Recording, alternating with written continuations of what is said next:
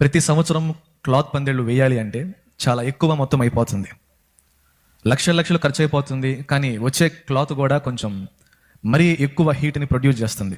ఎక్కువ వేడనేది జనాలు కూర్చున్న ప్రాంతంలో వస్తుంది.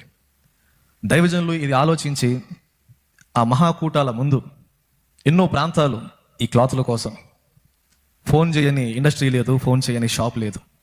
అదిగో మీరు చూస్తున్నారు కదా ఆ క్లాత్లన్నీ. వీటి కోసం ఇంచుమించుగా తమిళనాడులో చెన్నై అవతలున్న దిండిగల్ అనే ప్రాంతం కావచ్చు, కోయంబత్తూరు దగ్గర ఉన్న ఈరోడే అనే ప్రాంతం కావచ్చు, ఎన్నో ప్రాంతాలు వెళ్ళడానికి సిద్ధపడ్డాం. కొంత దూరం అయితే వెళ్ళాం. ఎక్కడికి వెళ్ళినా సరే లక్షల్లో చెప్తున్నారు. అది మన స్థాయి కాదు, మనం కొనలేమేమో, తక్కువ రేట్లో మనకి దొరకదేమో. దైవజనులు ఏదైనా సరే ₹1 తక్కువలోనే మంచిది వచ్చిన వారందరికీ శ్రేష్టమైనది ఇవ్వాలి అని ఆయనకున్న దాంట్లోనే, ఆయనకు దేవుడిచ్చిన దాంట్లోనే మంచిది ఇవ్వటానికి ఆయన వెతుకుతూ ఉంటాడు. ఎన్నో ప్రాంతాలు ఆరోగ్యం బాగోలా కానీ ఫలానా ఏరియాకి వెళ్తే, ఫలానా ఊరు వెళ్తే తక్కువ రేట్లో దొరికిద్దేమో, ఫలానా ప్రాంతం వెళ్తే తక్కువ రేట్లో ఉంటుందేమో అనుకొని తిరుగుతానే ఉన్నాం. అప్పటికి పాటలు అవ్వాలా. ఎక్కడికి వెళ్ళినా అందరూ ఒకటే ప్రైస్. అదేమో లక్షలు కోట్లు దాటిపోతుంది. ఇంకా మాకు నిరుత్సాహం వచ్చింది. ఇంకా ఎక్కడికి వెళ్ళినా ఇంతే ఉంటుంది. ఈ సంవత్సరం ఇంకా కష్టం, కొనలేము. ఒకవేళ కొనాలి అనుకున్నా సరే ఇప్పటికిప్పుడు ఇంచుమించుగా 45,000 నుంచి 55,000 మీటర్లు మనకి దొరకాలి అంటే కష్టము. అంత ఎవరు ఇవ్వలేరు. ఇంకా పోయిన సంవత్సరం లాగానే ఆ క్లాతులతోనే సర్దు మణిగిద్దాం అనుకున్నాం. ఎందుకనంటే క్లాతులు సరిపోవట్లా. మనం అనుకున్న దానికంటే దేవుడేమో ఉన్నతంగా, మనం కొంతమంది అయ్యా ఇంతమంది చాలంటే అంతకు మించి 10 రెట్లు పంపిస్తున్నాడు ఆయన. వచ్చే క్లాతులు సరిపోవట్లా. అందరేం క్లాతులు సరిపోవట్లా అని అడుగుతారు. ఏం చేయాలో, ఎటు వెళ్ళాలో అర్థం కాదు. ఇంకా ఉన్న క్లాతులు అన్నే కదా బయట వాళ్ళ దగ్గర, ఏం చేయాలి అని చెన్నై దాటి వెళ్ళిపోతా ఉన్నాం. ఇంకేడైనా దొరికిద్దేమో. మేము ఒకటే ఆలోచించుకున్నాం, ఇంక ఈ వెహికల్ పెట్టుకొని కన్యాకుమారి ఐడియా ఉందా? ఎక్కడండి అది? తమిళనాడు భారతదేశానికి బార్డర్ కింద. అక్కడ దొరికితే అంటే అక్కడ కూడా వెళ్ళటానికి సిద్ధపడ్డాం. మేమందరం అనుకుంటాం, ఎందుకు చీరాలోనే ఒక ₹10 ఎక్స్ట్రా అయినా ఆడే తీసుకుంటే పోయింది కదా అని మేమంటే, దైవజనులేమో అరే మనం కష్టపడకుండా దేవుని ప్రజలు ఇస్తున్నారు కదా అని వ్యర్థంగా ఖర్చు చేయటం తప్పు నాయన. మన వంతు మనం ప్రయత్నించాలి, మన వంతు మనం ట్రై చేయాలి. ఎందుకని అంటే ఏదో దేవుడు ఇస్తున్నాడు కదా అని చెప్పి వెచ్చలవిడిగా ఖర్చు చేయటం అనేది రేపొద్దున మనం దేవునికి లెక్క అప్పు చెప్పాలరా. అటువంటి పరిస్థితి ఈ మినిస్ట్రీకి రాకూడదు. ప్రతి రూపాయి రేపొద్దున దేవుని ముందుకు వెళ్ళినప్పుడు, నా కుమారుడా నీకు ఇవ్వబడిన ప్రతి రూపాయి నా సేవ కోసమే ఖర్చు చేసావని ఆయన చెప్పాలి. ఈ ధనం మాట్లాడిద్రా, నా బిడ్డలందరూ కష్టపడి రెక్కలు ముక్కలు చేసుకొని చెమటోర్చి ఇచ్చిన ప్రతి రూపాయి నన్ను ప్రశ్నించిద్ది. కాబట్టి అవసరమైతే ఎంత దూరమైనా వెళ్తాను కానీ ఉన్నాయి కదా అని చెప్పని విచ్చలవిడిగా ఖర్చు చేయను నేను అని ఆయన అన్నాడు. సర్చింగ్ డ్యూటీనేమో నాది. ఆ ముందు కూర్చొని ఎక్కడుంటుంది అని వెతకటం, లోపలేమో ఇంక ఎన్ని రోజులు తిరగాలి, ఎక్కడెక్కడ తిరగాలి. ఎందుకంటే మనకు వచ్చింది తెలుగు, ఆడందరూ ఎవరండి తమిళ్. వాళ్ళకి మన బాధ అర్థం కాదు, వాళ్ళ బాధ మనకు అర్థం కాదు. ఏదో ఆ ఇంగ్లీష్ వచ్చింది కాబట్టి మేనేజ్ చేసి మాట్లాడుతూ ఉన్నాం. ఎక్కడికి వెళ్ళినా ఒకటే ప్రైస్, ఒకటే రేటు. ఇంకప్పుడు దైవదాసుడు ఆ మార్గంలో ఉండగానే సేవకుల చేత, ఇన్ని రోజులు మనం కష్టపడ్డాము, దేవుడు మన బాధ చూస్తున్నాడు, ప్రభు చిత్తం అయితే ఈ మార్గం మధ్యలోనే దేవుడు మనకు సమాధానం ఇస్తాడు, ఒకసారి మీరంతా కలిసి ప్రార్థన చేయండి అంటే ఆ సేవకులు అందరూ ప్రార్థన చేశారు. ఆ ప్రార్థన అయిపోయింది. ఈ లోపు అంత లాంగ్ జర్నీ కదా ఓ దగ్గర ఆగి టీ తాగుదామని వెహికల్ ఆపుకున్నాం. టీ తాగి వచ్చి వెహికల్ ఎక్కగానే ఓ ఫోన్ వచ్చింది మాకు.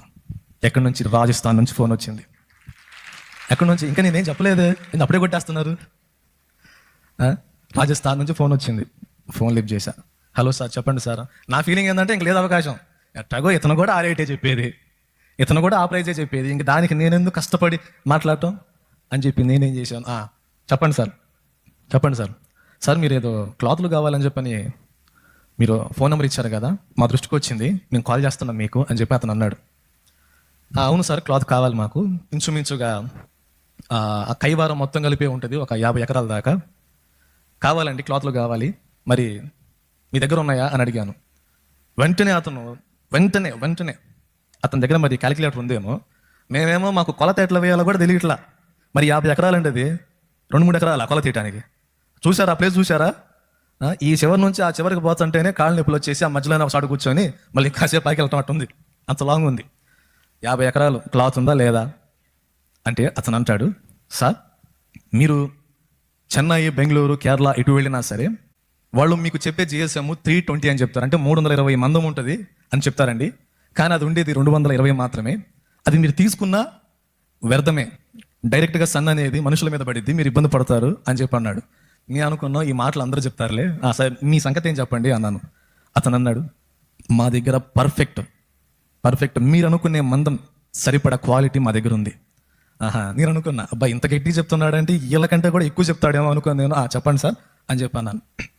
అప్పుడు ఆయన అంటాడు, సార్ ఇన్ని ఎకరాలు కాబట్టి దీనికి ఇంచుమించుగా 50,000 నుంచి 70,000 క్లాతులు పడతాయి. చాలా క్లాతులు పడతాయండి అంటే నేను అన్నాను, అవును సార్ పడతాయి, మరి మాకు తెలుసు కదా, మరి మీ దగ్గర ఉన్నాయా అంటే అతను అన్నాడు, సార్ మా దగ్గర ఉన్నాయి. సరే ఎంత ప్రైజ్ ఎంత? అప్పుడు అతను చెప్తున్నాడు, మేము ఇంచుమించుగా 5 రూపాయలు అయ్యిద్ది అనుకుంటే 5 కూడా కాదు, 6 రూపాయల నుంచి 7 రూపాయలు అయ్యిద్ది అనుకుంటే నా దేవునికి ప్రార్థన చేసిన తర్వాత 2 రూపాయలకి అవి మొత్తం వచ్చేలా చేశాడు. ఇప్పుడు మేధావులు కొంతమంది 2 రూపాయలు అంటే 2 కోట్లు అనుకుంటారు. అంతేం కాదు, అంత మొత్తం కూడా లేదు మన దగ్గర. ఎంత?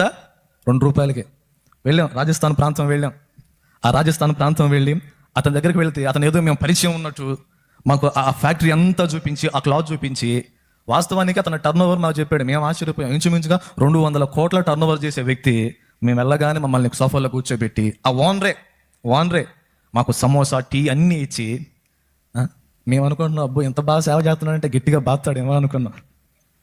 ఏం లేదు. అతను అన్నాడు, సార్ మీరు కంఫర్ట్గా ఉండండి, మీకు ఏది కావాలన్నా, ఎప్పుడు కావాలన్నా, ఎంత త్వరగా కావాలన్నా, మిగతా వాళ్ళు మొత్తం ఏమో క్లాత్ ఇస్తాము, కాకపోతే అది ఎప్పుడు ఇస్తామంటే మీటింగ్కి 2 రోజులు ముందు ఇస్తామన్నారు. కానీ నా దేవుని కార్యం చెప్పన, ప్రార్థించిన తర్వాత వెళ్ళిన 3వ రోజు 4వ రోజుకే క్లాత్లు మొత్తం వచ్చేసినాయి. హల్లెలూయా. నా దేవుని కార్యం అండి. తన భక్తుని మొర ఆలకించి ఏదైనా ఆయన చేయగలడు.